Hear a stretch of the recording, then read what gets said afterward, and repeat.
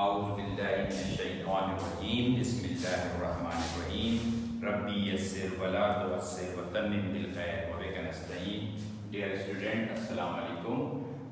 आज हम अपना लेक्चर नंबर 5 जो कि चैप्टर नंबर 2 का है और एक्सपोनेंट्स और रेडिकल साइंस से मुताल्लिक़ है, उसको हम सॉल्व कर रहे हैं। आज उस सिलसिले में हम जो है रैशनल एक्सपोनेंट देखें, हम नंबर सिस्टम पढ़ चुके हैं और उसमें मुख्तलिफ औकात में हमने तमाम नंबर्स पढ़े हैं, ठीक है। तो वो नंबर्स आपको बहुत अच्छे से याद होने चाहिए कि जो नंबर हमने पढ़े थे, हमने सबसे पहले पढ़ा था नेचुरल नंबर, ठीक है ना। नंबर्स के अंदर जो हमने पढ़े थे तो हमें पता होना चाहिए कि नेचुरल नंबर्स कौन से होते हैं, होल नंबर्स कौन से होते हैं, ठीक है, इंटीजर्स कौन से होते हैं। फिर इसके बाद आता है रैशनल नंबर के रैशनल नंबर्स कौन से होते हैं, ठीक है ना। और रैशनल नंबर के बाद इर्रेशनल नंबर,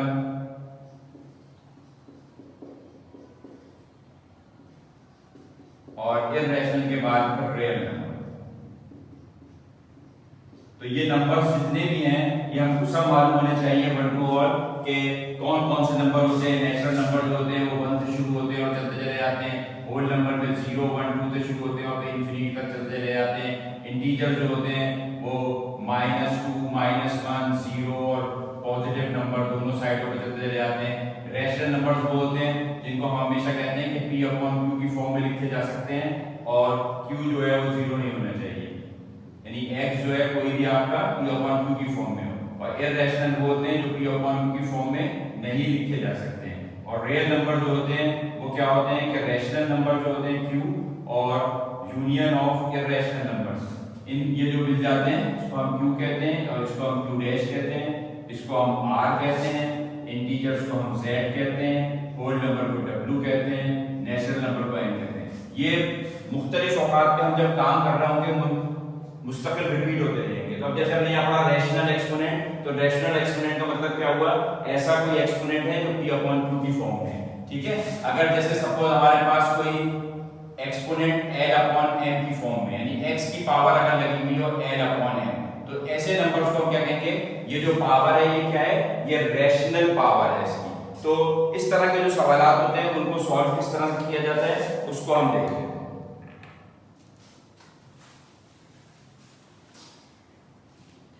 इसकी एक तरह से 4 प्रॉपर्टीज हैं। अगर कभी आपके पास कोई नंबर लिखा हो x और उसकी पावर लिखी हुई हो m/n, ठीक है, और वो मल्टीप्लाई एक और पावर हो x, ठीक है ना, सेम बेसिस हो गए, और इसकी पावर लिखी हुई हो आपके पास k/n।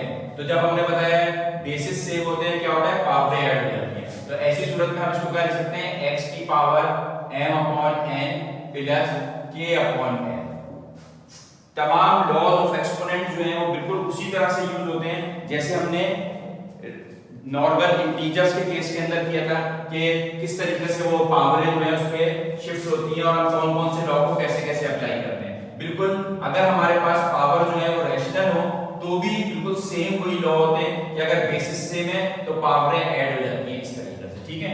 फिर बिल्कुल इसी तरह से कि अगर आपके पास x की पावर m/n हो और डिवाइडेड बाय x की पावर k/n, तो इसमें क्या होता है कि ये जो पावर जब ऊपर आती है तो क्या बन जाती है, ये तो x की पावर क्या है m/n, और ये वाली पावर जब ऊपर आई तो क्या हो गई -k/n, और ये दोनों फिर वही बेसिस सेम हो गए। तो हम इसको लिख सकते हैं x की पावर m/n -k/n। तो ये समझे ये प्रॉपर्टीज हैं बेसिकली रैशनल एक्सपोनेंट्स की। एक और तीसरी प्रॉपर्टी क्या है कि अगर कभी इस तरह से लिखा हो कि x की पावर m/n और इस होल की पावर लगा दें आप k/n, तो आपको पता है कि लॉ ऑफ एक्सपोनेंट कहता है पावर ऑफ पावर वाला कि ये दोनों पावरें क्या होती हैं, आपस में मल्टीप्लाई हो जाती हैं। तो ये x की पावर क्या हो जाएगी m/n मल्टीप्लाई बाय k/n, सही है। तो ये तमाम वही पुराने लॉज ऑफ एक्सपोनेंट की चीजें हैं जो हम रैशनल पे भी अप्लाई कर सकते हैं। बिल्कुल इसी तरह से नंबर 4 पे अगर हम ये कह सकते हैं कि अगर हमारे पास दो वेरिएबल हैं x और y अलग-अलग वेरिएबल हैं और उस होल की पावर क्या दी हुई है हमारे पास m/n है, तो हम उसको क्या करेंगे कि ये जो पावर है वो इस पे भी आ जाएगी, इस वेरिएबल पे भी और इस पे भी आ जाएगी। तो हम इसको लिख सकते हैं x की power m upon n divided by y की पावर m अपॉन n। तो ये चार प्रॉपर्टीज हैं जो रेशनल के हवाले से भी हम यूज करते हैं। तो हम इन्हीं चारों प्रॉपर्टीज को यूज करते हुए अपनी अगली एक्सरसाइज जो हमारी 2.7 है इसको सॉल्व करेंगे। ठीक है, तो हम एक्सरसाइज ये जो 2.7 है इसको सॉल्व करते हैं। ये चार प्रॉपर्टीज जो हमने अभी पढ़ी है, जो हम हमेशा से पढ़ भी रहे हैं 2.6 में भी 2.5 में भी, वही हम यूज करेंगे और इस तरीके से इसको करेंगे। 2.7 जो है मोस्ट इंपॉर्टेंट एक्सरसाइज है और बोर्ड के अंदर लाजमी एक सवाल इस एक्सरसाइज में से आता है। ठीक है, जैसे इसका मैं क्वेश्चन नंबर 4 करा रहा हूं आपको। क्वेश्चन नंबर 4 है 81 x की पावर -8 z की पावर 4 और होल पावर दी हुई है इसकी 1/4। ठीक है, इस सवाल को सॉल्व करना है आपने। तो इस सवाल को सॉल्व करने का आसान तरीका ये होता है कि जब हम इस चीज को चेक करते हैं कि यहाँ पे जो हमारे पास रैशनल पावर लगी हुई है, ठीक है ना, ये रैशनल एक्सपोनेंट जो लगा हुआ है ये कैसे लगा हुआ है, 1/4 की क्रम में लगा हुआ है। तो हम कोशिश ये करते हैं कि ये 81 के हम कुछ ऐसे फैक्टर बना लें आसान करने के लिए कि कौन सी ऐसी चीज है जिसकी पावर अगर हम 4 कर दें तो क्या होगा कि वो 81 बन जाए। ठीक है, तो हम इसको चेक कर सकते हैं कि 3 की पावर अगर हम 4 करें तो ये किसके बराबर होगा, 3 into 3 into 3 into 3, 3 3s are 9, 9 3s are 27, 27 3s are 81। तो हमें ये पता चल गया कि 81 को हम क्या लिख सकते हैं, 3 की पावर 4 लिख सकते हैं। इसलिए हमने किया कि हमें पता है यहाँ 1/4 है और ये 1/4 जब इस 4 से आके मल्टीप्लाई होगा इसकी पावर से तो ये दोनों एक दूसरे को कैंसिल कर देंगे। तो हम इस 81 की जगह क्या लिख सकते हैं, 3 की पावर 4, x की पावर -8 ऐसे ही उतार देंगे, z की पावर 4 ऐसे ही उतार देंगे और 1/4 ऐसे ही कर देंगे। ठीक है, अब जैसे कि हमने कहा था कि ये जो एक्सपोनेंट है ये क्या होगा, इन एक्सपोनेंट से आके क्या होगा, मल्टीप्लाई होगा। तो इसको हम करने के लिए क्या करेंगे कि 3 की पावर 4 मल्टीप्लाई बाय 1/4, ये 1/4 इसके ऊपर भी आएगा, इस पे भी आएगा और इस पे भी आएगा। तो अब आ जाएगा नेक्स्ट x की पावर क्या हो जाएगी, -8 पहले से था इंटू 1/4 और z यहाँ पहले से था, इसकी पावर भी है 4 और यहाँ आ गया 1/4। अब ये 4 4 कैंसिल, 4 1 जा 4, 4 2 जा 8, 4 1 जा 4, 4 1 जा 4। तो यहाँ पे अब आपके पास क्या बच गया, 3x की पावर -2 और z की पावर 1, या z की पावर जब 1 होती है तो हम इसको कुछ भी नहीं लिखते बल्कि सिर्फ z लिखते हैं। अब यहाँ पे हम ये देख रहे हैं कि ये एक्सपोनेंट जो है इसकी जो पावर है ये माइनस में है, तो नॉर्मली हम अपने आंसर को इसमें नहीं छोड़ते हैं और ये हो जाएगा 3z अपॉन x की पावर 2, यानी ये जो -2 था जब ये नीचे आएगा तो प्लस हो जाएगा तो x की पावर 2, तो ये हमारा आंसर कहलाएगा। तो 2.7 जो है वो बेसिकली इसी तरह से तमाम सवाल इसमें हल होने हैं कि हमने किस तरीके से अपने ये जो रेशनल एक्सपोनेंट है इसको ट्रांसफर करना है अपने नॉर्मल बेस के ऊपर और किस तरीके से ये आपस में मल्टीप्लाई होंगे और ये इसका सॉल्यूशन निकला है। ठीक है, तो ये एक्सरसाइज बहुत आसान है, इसके मैं चंद सवाल आपको और करके दिखा देता हूं ताकि बिल्कुल क्लियर हो जाए।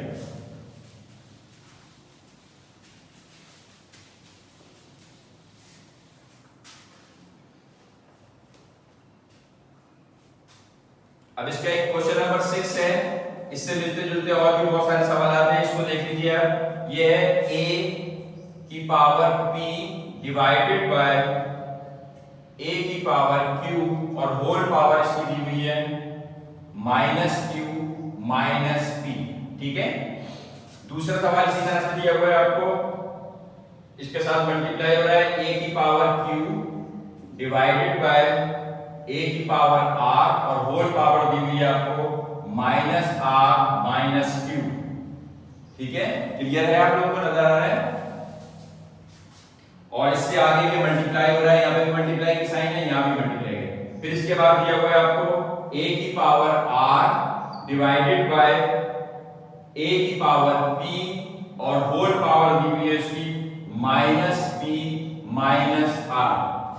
हमेशा इस तरह के सवाल उतारने के बाद एक दफा गौर से और सवाल को देख लें कि कोई चीज ऐसी तो नहीं है जो हमने गलत उतार दी है। ठीक है, अब जिस तरह से मैंने आपको बताया था कि हम सबसे पहले क्या करते हैं कि ब्रैकेट को सॉल्व करते हैं। तो ब्रैकेट के अंदर क्या नजर आ रहा है आपको, a की पावर p है, इसको बल्कि ऐसे करें, ये हो जाएगा a की पावर क्या है, p है, ये a की पावर क्या है, q। तो a की पावर q जब ऊपर आएगी तो क्या हो जाएगा, ये a की पावर हो जाएगी -q, ठीक है। और होल पावर जो है वो ऐसी लगी हुई है -q। ये बात समझ में आ रही है? बिल्कुल इसी तरह से जब ये वाली पावर होगी a की पावर q और इसको बड़ा लिख दूंगा मैं, a की पावर q और ये वाली पावर जो r है पॉजिटिव ऊपर आएगी तो नेगेटिव हो जाएगी -r, whole power -r -q। इसी तरह से ये वाली है a की पावर r और a की पावर हो जाएगी ये -p और होल पावर -p -r। ये स्टेप समझ में आ गया आप लोगों को? हमने सिर्फ ये किया है कि यहाँ जो डिनोमिनेटर में था a की पावर q, इसको ऊपर लेके चलेंगे, सही है। तो जब भी ऊपर कोई चीज आती है तो पावर क्या हो जाती है, नेगेटिव होती है। अगर पॉजिटिव होती है तो नेगेटिव हो जाती है, अगर नेगेटिव होती है तो पॉजिटिव। अब नेक्स्ट स्टेप में करेंगे कि ये वाले जो स्टेप है कि दोनों की बेसिस सेम है a और a, तो पावर ऐड हो जाएगी। तो हम इसको लिख सकते हैं a की पावर p q p, इसको लिख देंगे a की पावर q r q और इसको लिख देंगे a की पावर r p r, ठीक है। अब आप ये देख रहे हैं कि एक पावर ये है और एक पावर ये है, ये दोनों पावरें आपस में मल्टीप्लाई हो जाएंगी। तो ये हो जाएगा a की पावर p q और ये हो जाएगा -q, ठीक है। अब ये है a की पावर q r और ये हो जाएगा -r q और ये है a की पावर r p और ये हो जाएगा -p r। यहां तक बिल्कुल क्लियर है सबके?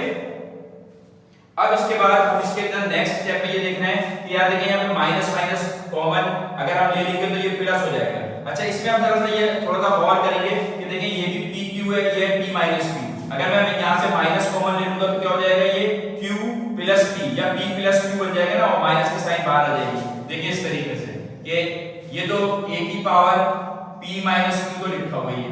अब यहाँ से आपने क्या किया, माइनस कॉमन ले लिया। माइनस कॉमन लेने का मतलब है यहाँ लगा दिया चलिए उस माइनस को, तो ये हो जाएगा बेसिकली ये भी प्लस हो जाएगा, ये भी प्लस हो जाएगा। तो हम इसको क्या लिख सकते हैं, p प्लस q लिख सकते हैं। ये दोनों साइनें जो है क्या हो गई, पॉजिटिव हो गई, ठीक है। और इसलिए मैंने p प्लस q लिख लिया क्योंकि यहाँ लिखा था p q, तो चाहे मैं q प्लस q लिखूं या चाहे मैं p प्लस q लिखूं एक ही बात है। और ये जो माइनस मैंने कॉमन लिया था वो ये मैंने शिफ्ट कर दिया यहाँ पे, ठीक है। ये मैंने इसलिए किया कि अब आपको ये नजर आ रहा होगा कि ये बेसिकली फार्मूला बन गया a minus b a plus b।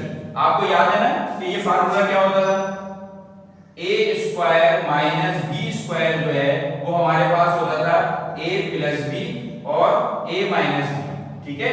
तो अब हमारे पास ये जो चीज हमने करी है यहाँ पर कि ये जो चीज बन गई p minus q p plus q, इसकी जगह पे हम क्या लिख सकते हैं, p square minus q square, ठीक है ना। तो इस चीज की जगह पे क्या लिख सकते हैं, p square minus q square. तो इसीलिए इस तरह बिल्कुल इसी तरह से यहाँ भी अगर हम माइनस को कॉमन ले लेंगे तो माइनस कॉमन आ गया, q माइनस r था और ये हो जाएगा q प्लस r, ठीक है।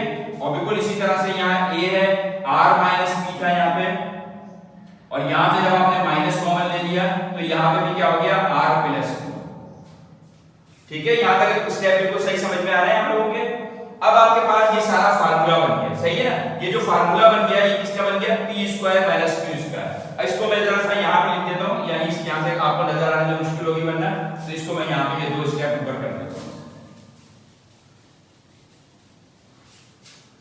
अब हम इस चीज को इसको देख लेंगे, मैं इसको शिफ्ट कर रहा हूँ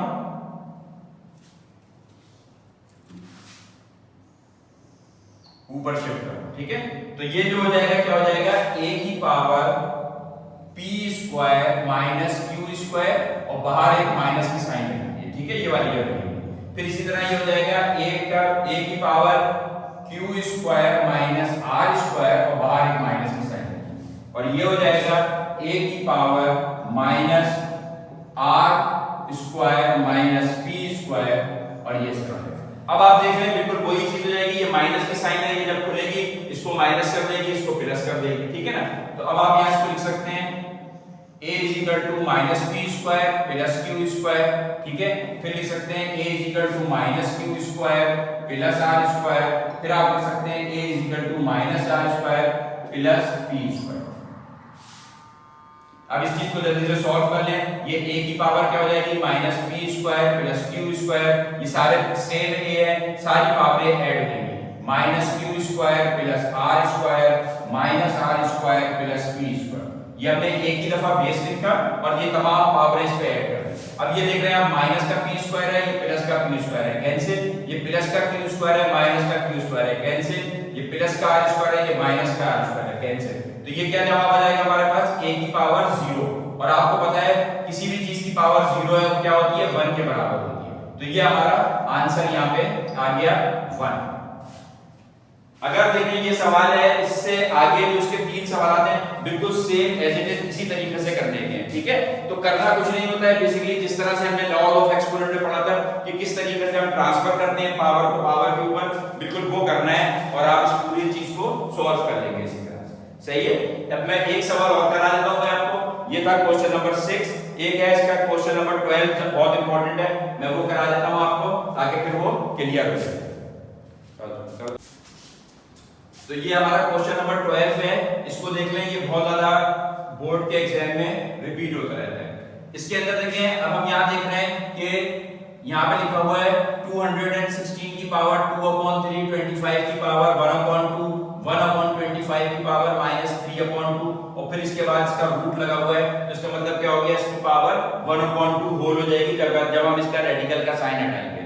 तो इसको करने के लिए जैसे कि मैंने आपको बताया कि हम यहाँ पे देखते हैं कि डिनोमिनेटर में क्या लिखा हुआ है 3, तो इसका मतलब है इस 216 के हम कुछ ऐसे फैक्टर बनाएंगे जो कि जिसकी पावर 3 बन जाए तो बहुत आसान हो जाएगा हमारे लिए, ठीक है। अगर नहीं भी बनते तो कोई बात नहीं है, लेकिन अगर कोशिश कर लेते हैं कि अगर बन जाए तो बहुत ही अच्छी बात है। तो हमें ये बेसिकली क्यूब रूट आने चाहिए सबके कि क्यूब रूट क्या होते हैं। जैसे 2 × 2 × 2 जो है यानी 2 की पावर 3 जो है वो क्या होता है 2 4 जा 8 और 4 2 जा 8, ठीक है ना। इसी तरह से अगर हम 3 की पावर 3 लिखते हैं तो क्या होता है 3 × 3 × 3 इज इक्वल टू 3 3 जा 9, 9 3 जा 27 होता है, ठीक है। तो इसी तरह से अगर हम 4 × 4 × 4 लिखते हैं तो ये किसके बराबर होता है 64 के बराबर होता है 3 की पावर 4। इसी तरह से 5 को जब हम लिखते हैं 5 × 5 और लिखते हैं 5 की पावर 3 तो ये किसके बराबर होता है ये 125 के बराबर होता है। और इसी तरह से अगर हम आप 6 को लिखते हैं कि 6 × 6 × 6 तो ये किसके बराबर होता है 6 × 6 ये बराबर होता है 6 की पावर 3 और ये किसके बराबर होता है 216 के बराबर होता है। तो ये हमें याद होने चाहिए कि क्यूब रूट्स जो होते हैं वो क्या होते हैं। तो यहां पे हमने देखा 216 को हम क्या लिख सकते हैं 6 की पावर 3, तो आप सिंपली इसको लिख लें कि 216 को हम क्या लिख सकते हैं 6 की पावर 3, 5 को हम लिख सकते हैं 3 तो लिखा और बाकी जैसे 2/3 जैसे था वो एज इट इज इसमें लिखा हुआ। यहाँ 25 है तो हम इसको लिख सकते हैं 5 का स्क्वायर और इस 5 के स्क्वायर के बाद 1/2 है वो एज इट इज है डिवाइडेड बाय यहाँ 1/25 है, इसको भी हम लिख सकते हैं 1/5 का स्क्वायर और इसको लिख सकते हैं -3/2। अब ये -3/2 इन सब चीजों पे एज इट इज आ जाएगा, तो हम इसको लिख सकते हैं रूट,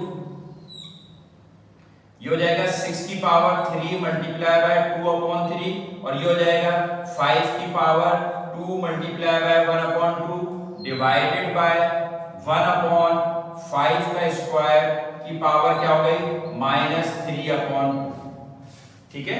तो इसको भी बल्कि एक साथ ही लिखने इसकी पावर इसके ऊपर आ जाएगी तो क्या बन जाएगा ये 1।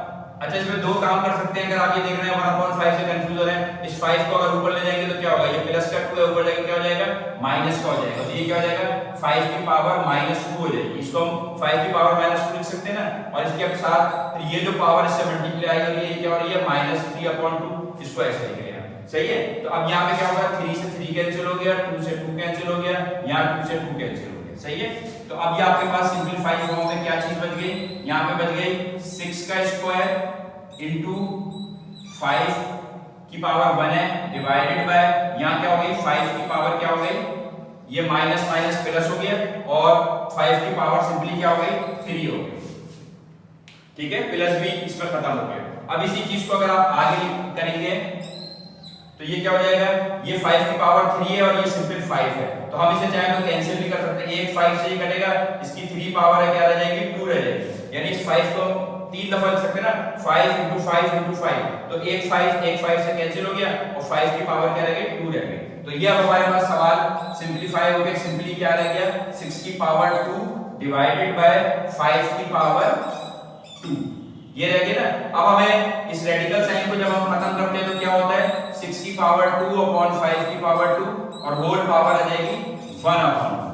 अब ये 1 अपॉन 2 जो है वो इस पावर से भी मल्टीप्लाई होगी और इससे भी होगी, तो ये क्या जवाब आ जाएगा आपके पास, 6 की power 2 multiply by 1 upon 2 divided by 5 की पावर 2 मल्टीप्लाई बाय 1 अपॉन 2, 2 से 2 कैंसिल, इस 2 से ये 2 कैंसिल और आपका आंसर क्या आ गया यहाँ पे 6 अपॉन 5।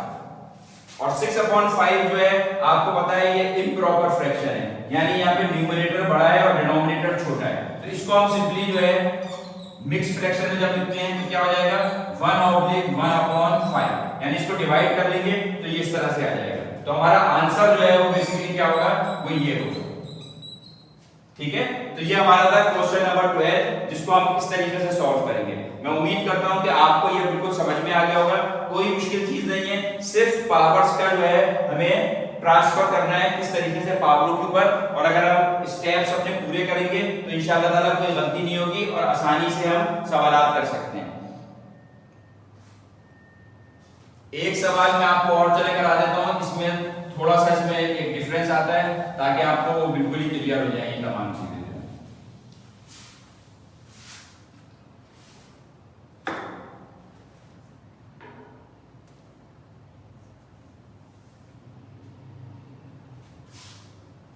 क्वेश्चन नंबर 11, ठीक है, क्वेश्चन नंबर 11 में क्या कहना है, ये 4 की पावर m इंटू 15 की power 4m minus 2n plus 1 into 9 की power n minus 2m divided by 10 की पावर 2m इंटू 25 की पावर m माइनस, ठीक है, ये सवाल है। अब इसमें जैसे 15 है, इसका कोई स्क्वायर रूट नहीं बन सकता और इसमें 10 है, इसका भी कुछ नहीं बन सकता, तो हमने क्या करना है, इसको फैक्टर बना लेना है। फैक्टर से बता क्या हो गया कि 4 को हम लिख सकते हैं 2 इंटू 2, ठीक है, और इसको हम लिख सकते हैं 2 है ऊपर जैसे लिखा है। 15 को हम लिख सकते हैं 5 इंटू 3 की power 4m minus 2n plus 1, और इसको लिख सकते हैं 3 इंटू 3 की power n minus 2m divided by 10 को लिख सकते हैं 5 इंटू 2 की पावर 2n, और 25 को लिख सकते हैं 5 का स्क्वायर भी लिख सकते हैं और 5 इंटू 5 ऐसे भी लिख सकते हैं m माइनस, सही है। आपने इसको बस फैक्टराइज बना दिया, अब कुछ भी नहीं करना है, ये जो पावर है ये इस पे भी आ जाएगी, इस पे भी आ जाएगी, इस पे भी आ जाएगी, इस पे भी, इसको तो हम 2 की पावर स्क्वायर कर लेंगे तो 2 से 2 हो जाएगा, तो ये हो जाएगा 2 का स्क्वायर है ये, और ये वाली पावर क्या है, 2 की पावर क्या है m, तो ये 2 और 2 मल्टीप्लाई होगा तो क्या होगा, 2 2 जा 4 हो जाएगा। तो हम इसको डायरेक्टली कर लेते हैं यहाँ पे कि 2 की पावर 4m, 2 की पावर 4m, सही है, ये स्टेप समझ में आ गया ना, तो ये 2 का स्क्वायर हो गया और स्क्वायर जो है वो 2 से मल्टीप्लाई हो गया। अब ये 5 की पावर है, इसको आप लिख लें 5 की पावर भी हो गई 4m माइनस 2n प्लस 1, और यहाँ पे जो 3 की पावर है वो भी हो गई 4m माइनस 2n प्लस 1, यहाँ 3 का स्क्वायर आ रहा है, इसी तरह से 3 की पावर 2 बन गई जैसे ये, और 2 जो है वो जब इससे मल्टीप्लाई होगा तो ये 2n हो जाएगा माइनस 4m हो जाएगा, तो हम इसको लिख सकते हैं 3 की पावर 2n माइनस 4m, सही है।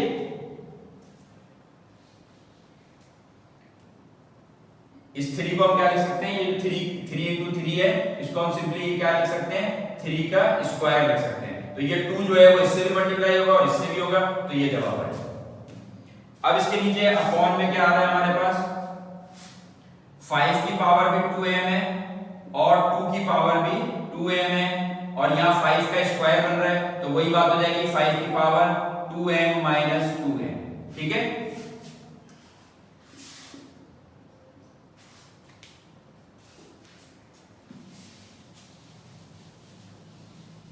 अब यहाँ तक चीज क्लियर हो गई है। अब हमें कुछ नहीं करना, जो जो बेसिस सेम है उनकी पावरों को ऐड करना है, ठीक है। यहाँ 3 है तो 3 की पावर ये क्या होंगी, ये दोनों ऐड हो जाएंगी। यहाँ 5 है, ये दोनों 5 की पावर ऐड हो जाएंगी, और ये 2 है ये ऊपर लेके चले जाएंगे। तो हमने सिर्फ ये करना है, सेम बेसिस को एक जगह पे करना है। फिलहाल ये क्या है आपके पास, 2 की पावर 4m है, सही है। और ये वाली 2 की पावर 2m जो है, ये वाली जो है, ये जब ऊपर आएगी तो क्या हो जाएगा, 2 की पावर -2m हो जाएगी, यही होगा ना ये। तो ये दोनों हमने करीब कर ली इनको। यहाँ पे क्या है, 3 की पावर ये दोनों है, तो ये 3 की पावर क्या हो जाएगी, इन दोनों को पावरों को ऐड कर लें, 4m - 2n + 1, 4m + -2n + 1, और इसके आगे क्या लिखा हुआ है, 2n + 2n - 4m। ये जो चीज है ना, ये 2n - 4m, तो ये 3 की हो गई, ठीक है। और नीचे क्या हो रहा है,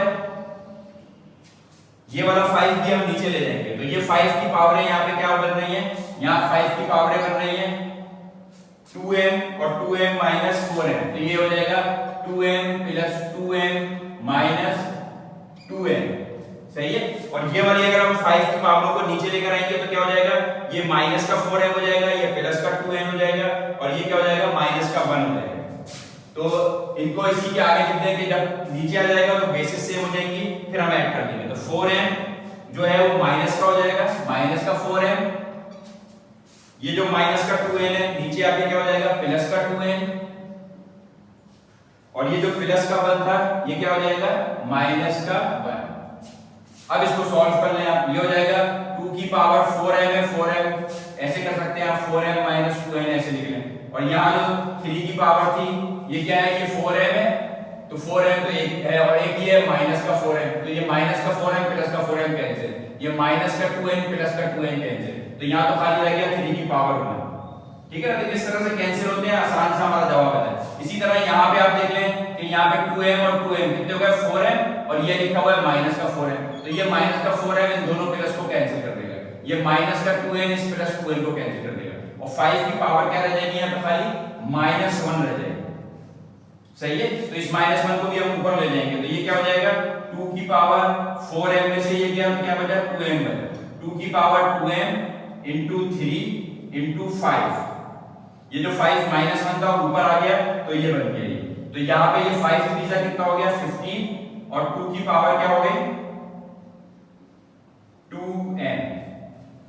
इसको जरा देख ले, इसका आंसर यही आ रहा है कि नहीं आ रहा है, एक सेकंड। ये था 2.7 का हमारा क्वेश्चन नंबर 11।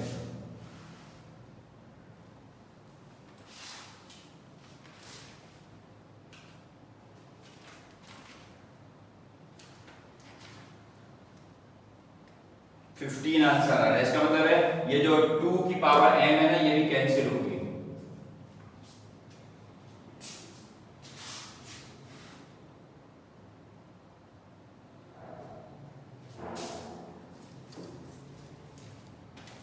सवाल को एक दफा चेक कर लें, ये 4 की पावर m, ठीक है, और हमारे पास ये जो नीचे 10 था इसको हमने बनाया था 5 की पावर 2m, ठीक है। तो ये हो जाएगा 2 की पावर, ये हो जाएगा 2 की पावर, ये देखिए ये गलती करी थी हमने कि यहाँ लिखा हुआ है 2m नहीं है बल्कि क्या है, m है, सही है। ये जो देख रहे हैं ना पावर, ये जो शिफ्ट हो रही है ये क्या है, m है खाली। जब ये खाली m होगा तो क्या हो जाएगा यहाँ पे, तो ये हो जाएगा 2 की पावर, ये जो चीज लिखी है ये हो जाएगा 2 की पावर 2 लिख सकते हैं, 2 × 2 को हम क्या लिख सकते हैं, 2 की पावर 2 लिख सकते हैं। तो ये हो जाएगा 2 की पावर 2m, और ये 2 की पावर 2m यहाँ पे लिखा हुआ है, और 2 की पावर 2m ये लिखा हुआ है। जब ये 2 की पावर 2m यहाँ पे लिखा हुआ है तो इसको हमने यहाँ क्या करना है, 2 की पावर 2m लिखना है। अब ये 2m भी जो है आपस में कैंसिल हो जाएगा, ठीक है, ये 2m कैंसिल हो जाएगा, तो यहाँ पे 2 की पावर 0 हो जाएगी, और 2 की पावर 0 जो है वो किसके बराबर होती है, ये खत्म हो जाती है, 2 की पावर 0 हो गई, 2 की पावर 0 जो होती है वो 1 के बराबर होती है, तो ये 1 हो जाएगी, और ये वाला जो टर्म है ये पूरी खत्म हो जाएगी, ठीक है। तो ये आपके पास जवाब जो इसका है क्या आ जाएगा, 15 आंसर आ जाएगा, ठीक है। ये बात क्लियर हो गई आपको। यहाँ हमने तो क्या गलती की थी, m की जगह यहाँ पे 2m उतार दिया था, तो m होगा तो ये वाला m की पावर 2m और नीचे वाला जो ये 2 की पावर 2m है ये दोनों कैंसिल हो जाएंगे और यहाँ पे 2 की पावर 0 हो जाएगी, 2 की पावर 0 1 के बराबर होती है, तो हमारा जवाब खाली 3 × 5 15 हो जाएगा। तो ये मैंने आपको 2.7 के अच्छे खासे सवाल करा दिए हैं और हर किस्म का सवाल करा दिया है, तो इंशाअल्लाह ताला अब आप आसानी के साथ ये एक्सरसाइज सॉल्व कर सकते हैं। इसके बाद हमारी सिर्फ एक एक्सरसाइज रह जाएगी 2.8 और हमारा ये चैप्टर इंशाअल्लाह खत्म हो जाएगा। और इस एक्सरसाइज को आप लोग लाजमी तौर पे जो है अपनी नोटबुक्स पे कर लीजिए ताकि हमारे लिए आसानी हो जाए और आपने जो भी सवाल इसका नहीं आता हो वो फिर आप मुझसे पूछ लीजिए। जज़ाकल्लाह।